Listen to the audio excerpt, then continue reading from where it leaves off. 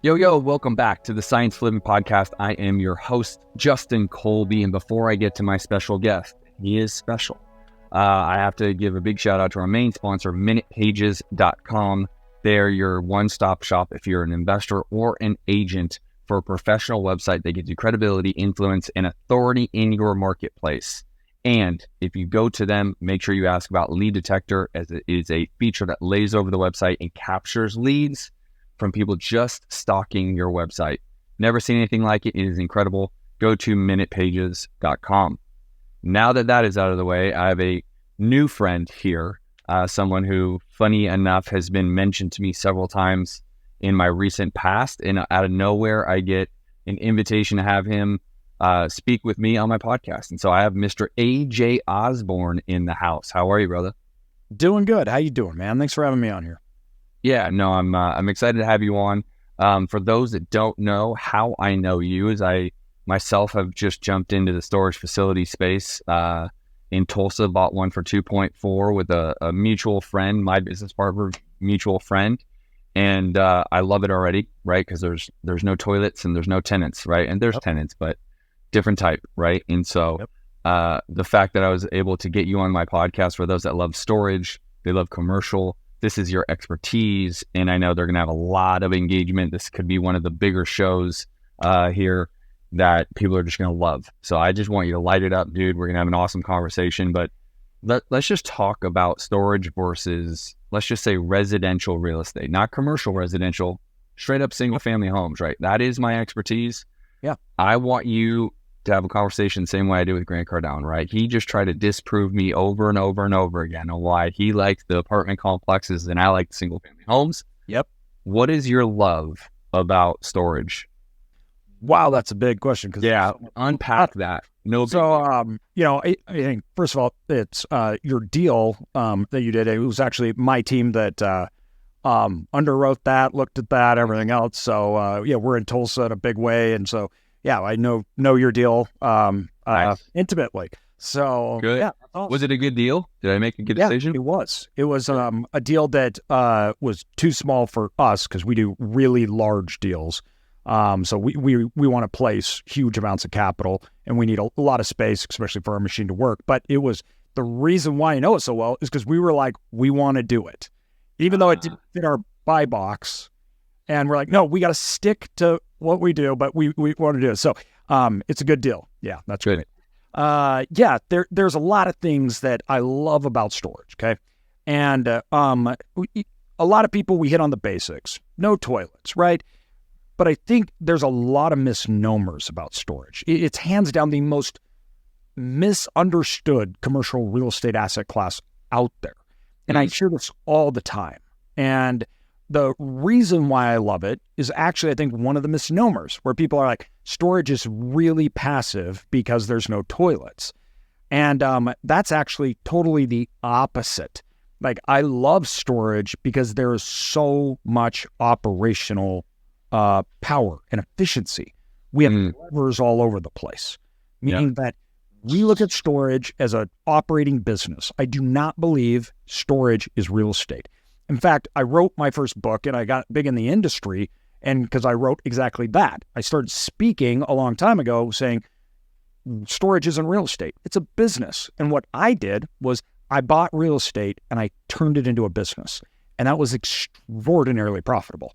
Now, that model, since I've written the book, since all that stuff has gone on, especially after 2008, which we can get into history and everything, that is now mainstream, meaning that that's like how you have to work to even compete.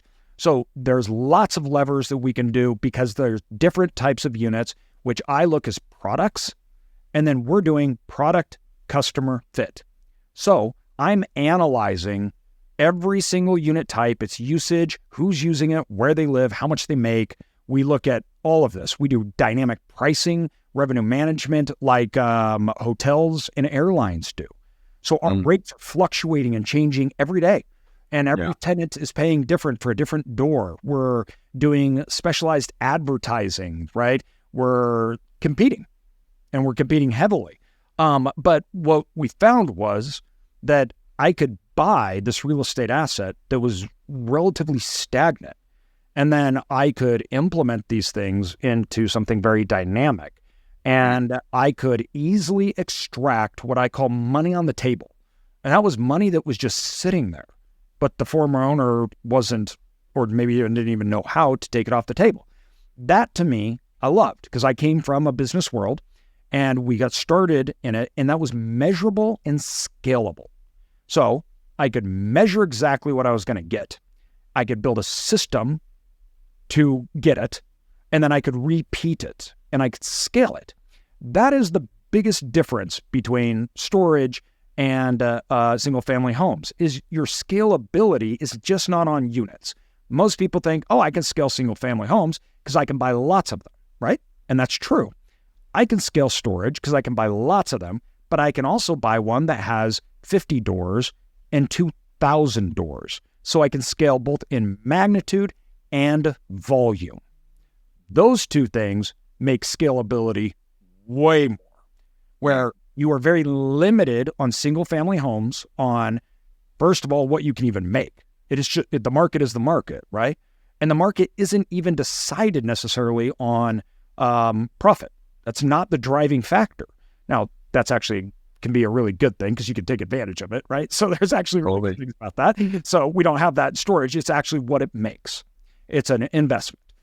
But we have all this stuff that we can do to change that revenue. So although the market may not be quite as inefficient at times as you can get with single family homes, there's way more control. So the scalability to me is really predicated on that control metric. If I'm going to get from here to here, what am I going to do to this revenue? And how can we change it? How can we measure that? Then we have a very distinct buy box with a known rate of return and a known rate runway and improvement method. So we can be very active in it. And then we can build a company around scaling that and executing on that strategy.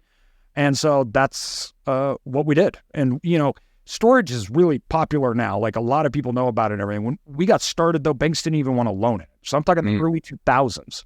Yeah. And at that time, storage was borderline a junkyard. It was not considered a major investment group. It was considered very risky. Banks didn't like it. Investors didn't like it. There was no expertise. 90% of the entire market was mom and pops. Yeah. And that's changed wildly. So it's an incredible asset class. I think by far the best one of all commercial real estate assets. But why I love it in comparison to single family homes is it's known money on the table, my ability to measure a set profit, take it out, and my ability to scale it both on magnitude and volume. And so those two things allow me to create a very dynamic business plan and do it in a very condensed short period of time. You can essentially retire on one. Yeah. So the deal that, let's use my deal as an example, right? Mm-hmm. So when we bought the deal, there were improvements that we wanted to make mostly out of, what's the word I'm looking for? Like, they were unnecessary, but we realized, to your point, those improvements will allow us to create more revenue by charging more, right? Like a gate, right? Security gate, a remote security gate, cameras, paint, right? Obviously, to your point, like, it looked like a dump yard, like it just hasn't been painted in probably over a decade, right? And these three simple things that were not very difficult got us from our projected profit in month 1. By month 4, we 3x that number. And it wasn't, that is not life-altering type of stuff that we had to do, right? We bought security cameras, we bought a security gate, we painted it, and we literally 4x'd our projected revenue from month 1 to month 4. That's right. Which was, and it's going to continue to go because as people come in now, our rates are higher. Exactly. And so it definitely was an easier, I guess, stabilization, if that's going to be the right word in that space, right? Yeah. But let's just say we didn't do that. The asset performed in and of itself. That was the kind of the kicker. It's almost like you look at it like, do we even have to spend the extra $100,000? Because we don't really have to. No. Right? It's an investment. You're buying it as an investment. So the moment Right. you buy it, it should be profitable and giving you money, or you shouldn't be buying it. That's right. And so it's like, that's the thing that I loved about it, because what we were doing is I was looking at ways to improve it, but our downside, right? As in, well, all right, if all else fails, this is a good investment. And That's right. cash flows. And over time, we make more money and pay down debt and all the benefits of the real estate, regardless of the other stuff. How many properties do you own? So I own over 3 million net rentable square feet across 11 states. And I own a software company in the space. I own a construction management company, an architecture firm. I own a debt brokerage firm in the space. The property management, we do everything in-house on that end. I also have the largest podcast in the space and the #1 best-selling book. So I'm a super nerd when it comes to storage.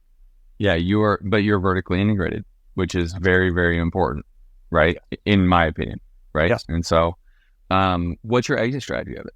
What are you going to do long-term with this? So we don't necessarily have a defined exit strategy. And that is actually one of the things that makes us very, very different, because we don't need to. So what we learned was very early on, when we didn't take investors. So we built our company to 150 million plus in assets with no investors. It was me, my father, and my brother-in-law. And we worked, we put our money into it. We did all these other things for 10 years, and we built a real estate company around it. And a lot of it we had to do out of necessity. It wasn't because we wanted to do it at the time, which you don't have to do now. It's way easier to do storage than it used to be.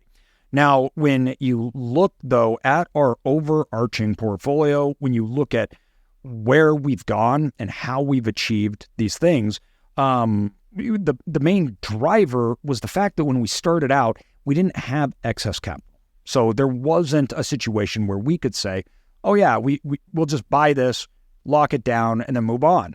I needed my capital back. So I had to get that money back because I needed something that was really important to me, which was compounding. And I could not compound unless I could get my capital back and reallocate it. What that meant then was we had to figure out how to do this without selling it, because I had to have the cash flow to pay for the operations for that company that I built. There was no management company that could manage our storage facilities at the time. So we had to build it. So now if I sold it, I lost the cash flow to pay the bills. Well, then how do I get compounding? So instead, what we did is we looked and said, we have a buy box where we're going to find severely underperforming properties. We're going to buy them. We're going to turn them around. We're going to refinance. We're going to take all our money and profits back out, tax-free. And then we're going to take that money, reallocate it, and I still have the original source paying my bills. That was the answer to our problems. So that's what we did. And we just compounded and built and built and built. And now we have, well over 300 million in assets. How many properties is that in 300 or 30 right now? 30 properties. 30 large facilities. I was going to say those are larger, right? Because my 50,000 square foot wasn't even big enough for you. Like, what's your benchmark square foot wise? Minimum 400 plus thousand in gross revenue.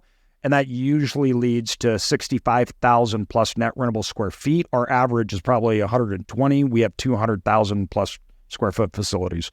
We've got everything from bankrupt super Kmarts to office buildings we've turned into facilities, ground up to acquisitions to expansions and everything in between. Now, that was one thing as you came into my world and people were mentioning your name. And again, it was this auspicious moment, right? It was my friends and some of your students were saying, hey, do you know AJ and this, that, and the other? And then simultaneously, Ryan and you had a episode that went on to Instagram, and I saw that. I'm like, dude. And then your team emails me about, hey, have them on your podcast, right? So yeah, the thing that you were presenting on Ryan's was like a Kmart build out. And I thought that was really impressive.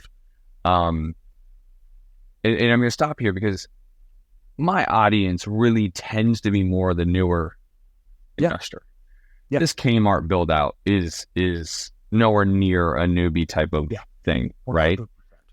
But very interesting nonetheless. So I want to talk about it. But let me revert back to the question I really wanted to pose was, do you coach or teach newbies this, or is this a little too advanced? Just in general storage. I'm not saying the Kmart build out, because that's pretty aggressive. But let me show you how basic it is. And so, we teach, we have people at our groups, everything else. But the thing that to understand how basic this was, when we got started, our entire business model was this: we bought in really small towns, small assets that did not cost a lot of money, and our business model was, we would make sure people paid their bills, we would answer the phone, and we would let people know that we were there. Yeah. That's it. It's our business Shocker. model. Yeah. That business model still works in most of America. Why? Because most of America are small facilities. And I tell people this all the time. They're like, well, I'm not big enough to get into storage. And I'm like, what does a duplex run in your market? And they're like, $400,000, $500,000. And I'm like, well, one of our students actually just bought a deal that we brought to them for $250,000, and it had 60 doors. And I go, diversification, commercial asset, you get better, where rent potential. Because I go, how much can you up rents on 2 doors? Right? And it's like, can you get 10%, 15, 20%? Answer is no, we cannot increase rents by 20%. Right? Right. And what happens if you do? They move out. And I'm like, well, on this, he's got 60 doors. Some of those rents went up 40%, right? And that's a huge, massive impact on gross revenue. So right there alone shows how even people that are beginning, I actually think that most of these assets are actually safer than a lot of markets buying duplexes, fourplexes that are super expensive, very risky because you have limited tenants, not risky as far as felt, but I'm talking risk based upon revenue. So 60 doors versus 2, right? And so a lot of people think about these things as these huge commercial deals. Like whenever you start talking about commercial, they think like office buildings, right? That's right. And it's like that storage, that's actually not necessarily true. It's not like office, right? It's not even like multifamily. We don't pay that much. So when I'm talking about, 200,000 square feet, we're getting into big assets that I'm building at 20, 40 million. And that's in big cities. But when you start to get into most third, fourth tier markets, small facilities, you're not over $2 million. Yeah. Lots of them are under $1 million, and they're very mom and pop ran. Well, what you described, the reason why I ask it is what you described in the residential space is the Burr method. Yep. Buy it, rehab it, rent it, refi, do it again, rinse and repeat, right? So it's the Burr method. I do that. Like we're buying 21 doors right now in Raleigh, North Carolina, all fully rented. 2 out of the 21 aren't. We're either going to liquidate them or remodel them and then get, stabilize them and have higher rents. But the model is the same. We got it at such a good discount. The little amount of work that we're going to be able to do, we're essentially going to pull out all of the down payment that we need to do acquire it with the long-term loan.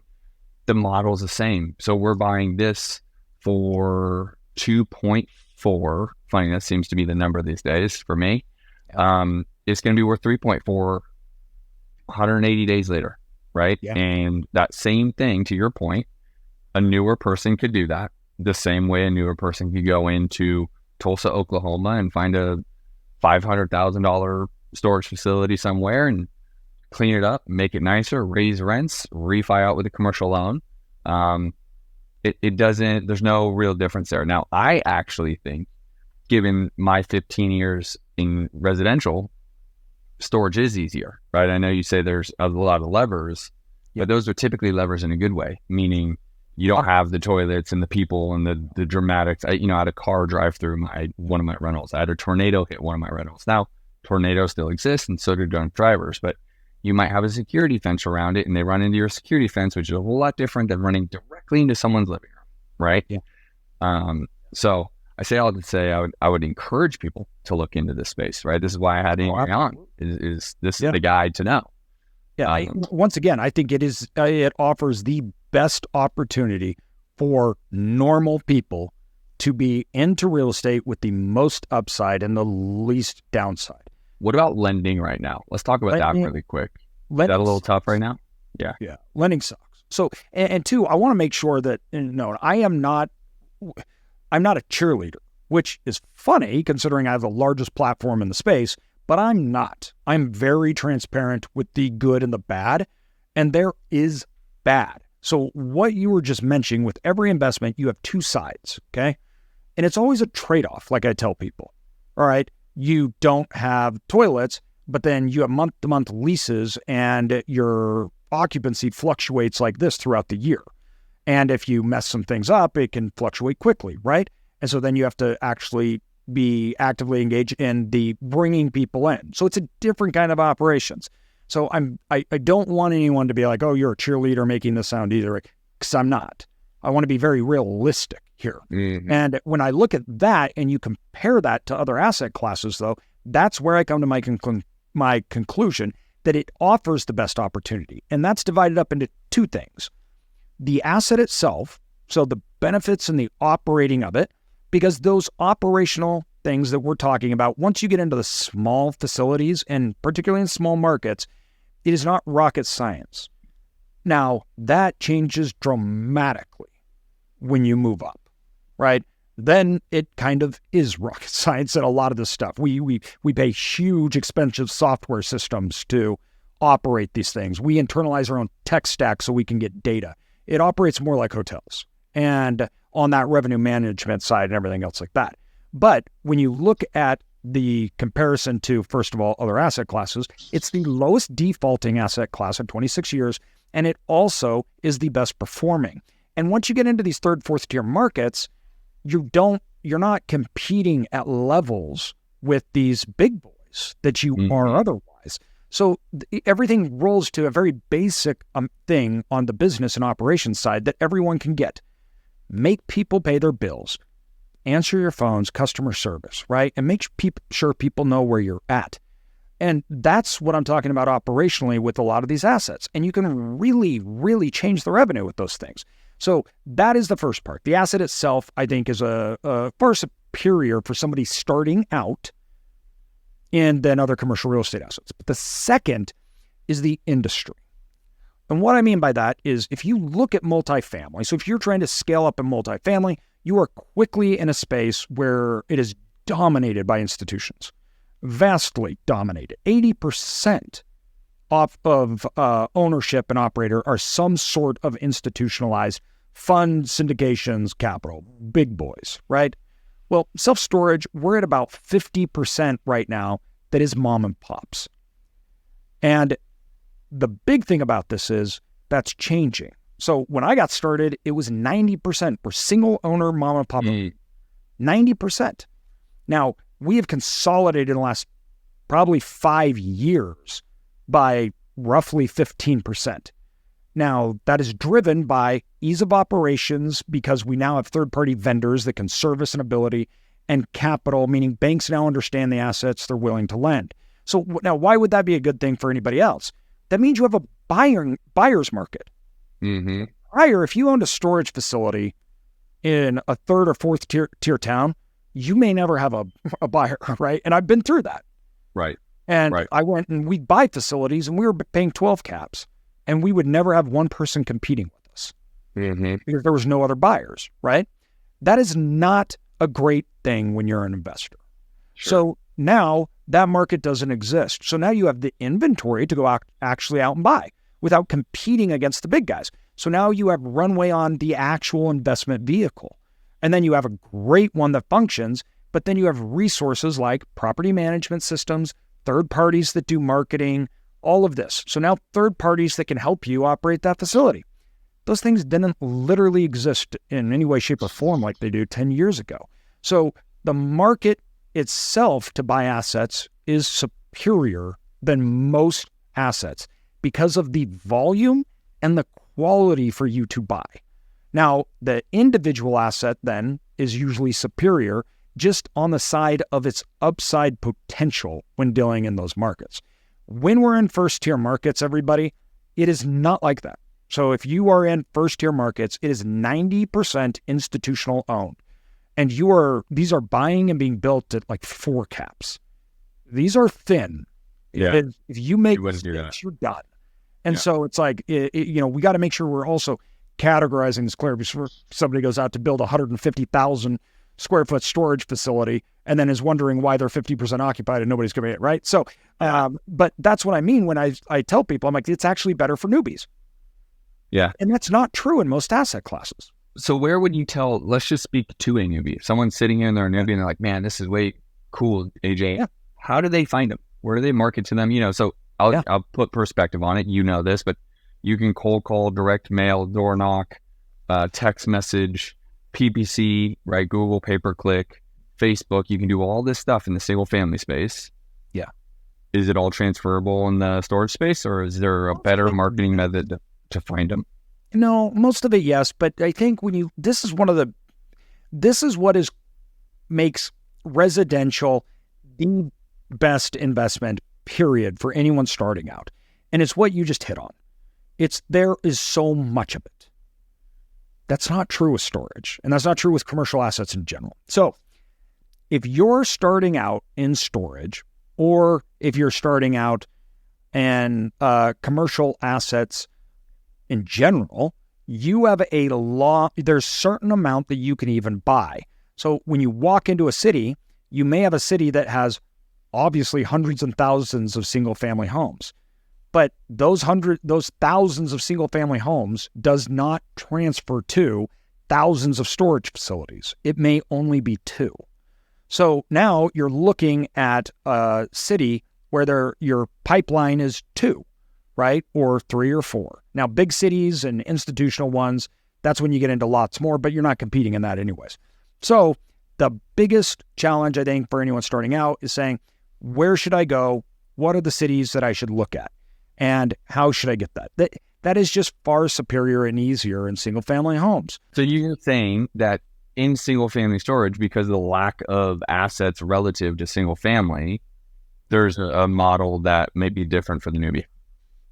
Yeah. So because of this lack of inventory in comparison to that, now in as far as acquisition opportunities, it may be a lot for commercial real estate, but it's not a lot. Once again, in comparison, a town that has 1,000 homes or 5,000 homes may have 1 or 3 facilities, which those owners may not sell, so that's not even an option.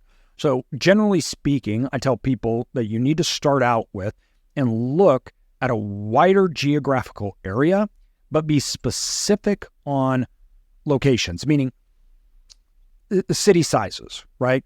So, okay, if you're starting out, that's what I did. I picked small towns, and I'm in Idaho. And so we sit in the Rocky Mountains, and I just did a highway loop around the Northern Rockies. And I said all the small towns within this ring.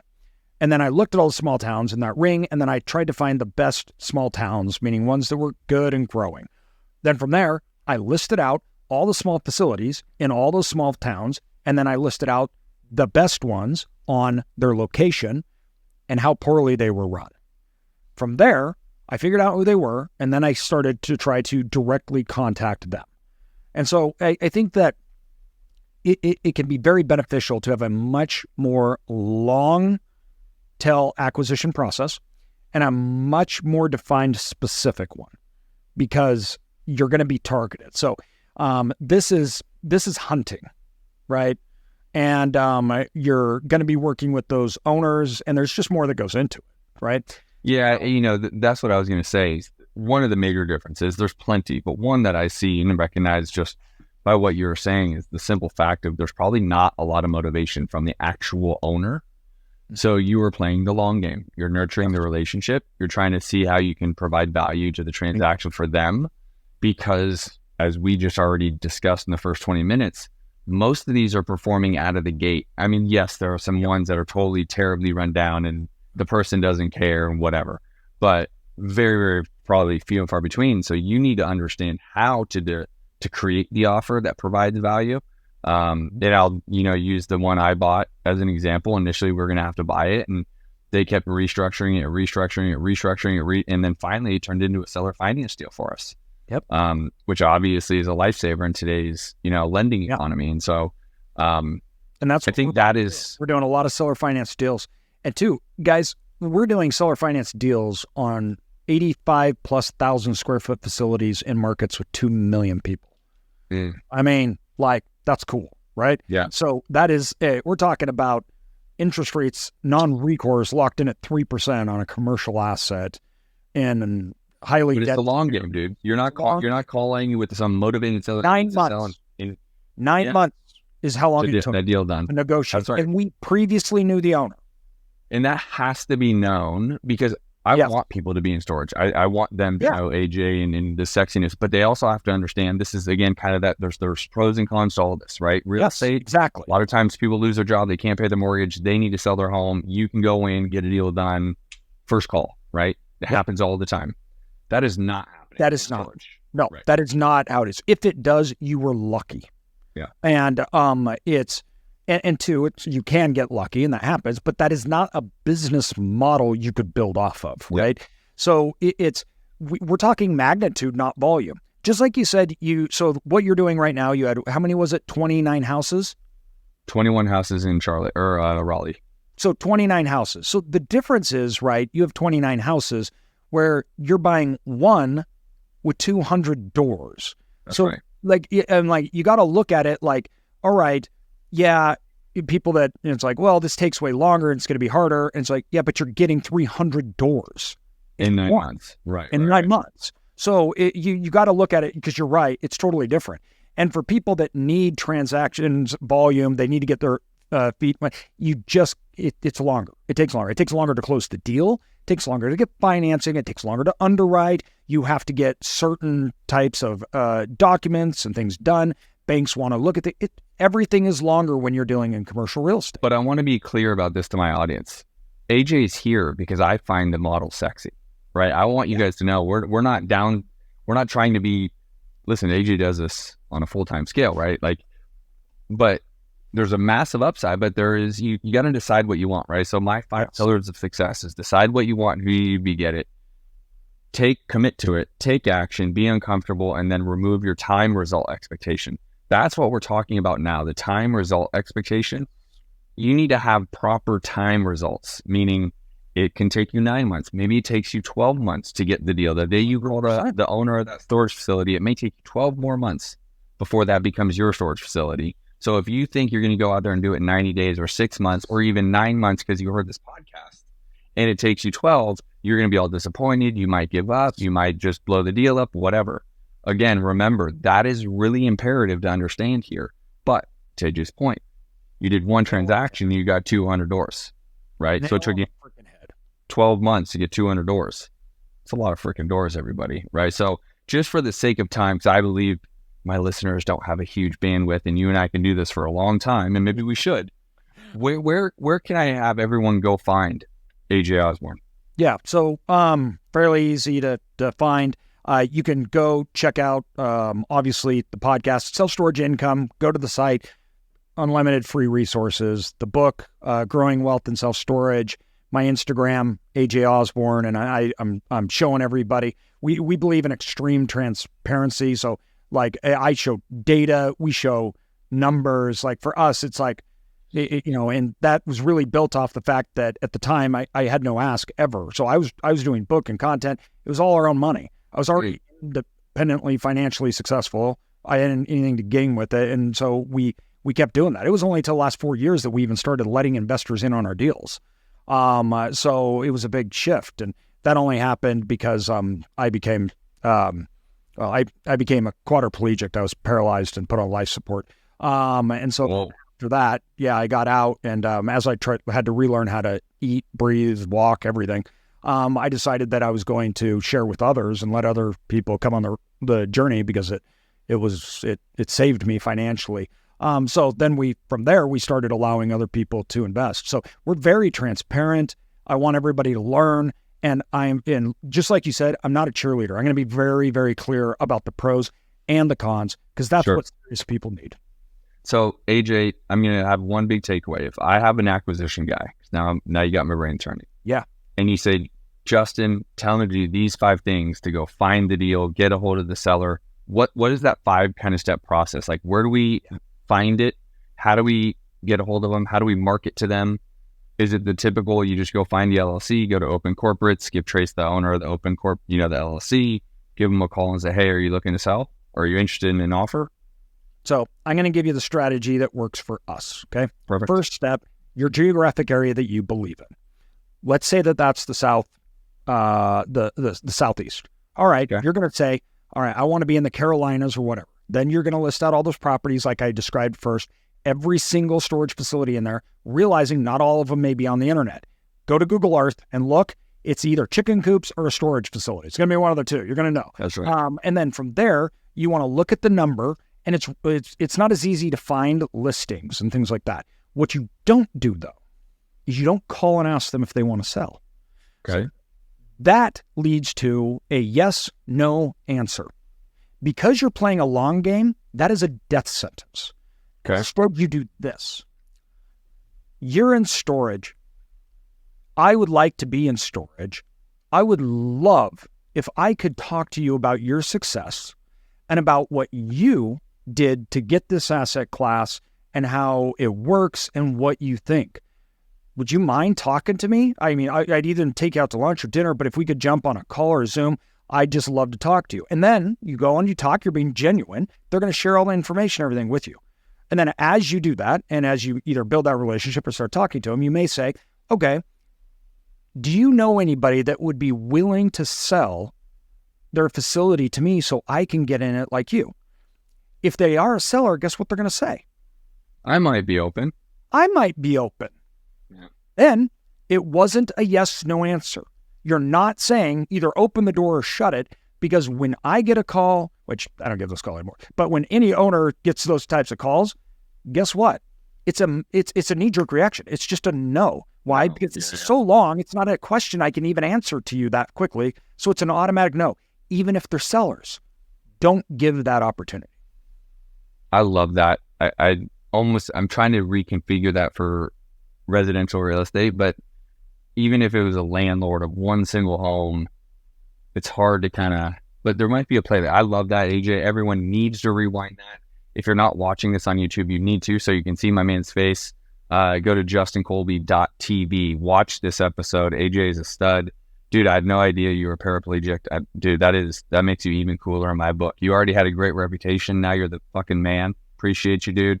Thank you for spending some time with my tribe at the Science of Flipping. And if there's ever anything you ever would want to do in the residential space, you just let me know. But I'm sure one of these days I'll be painting it for something.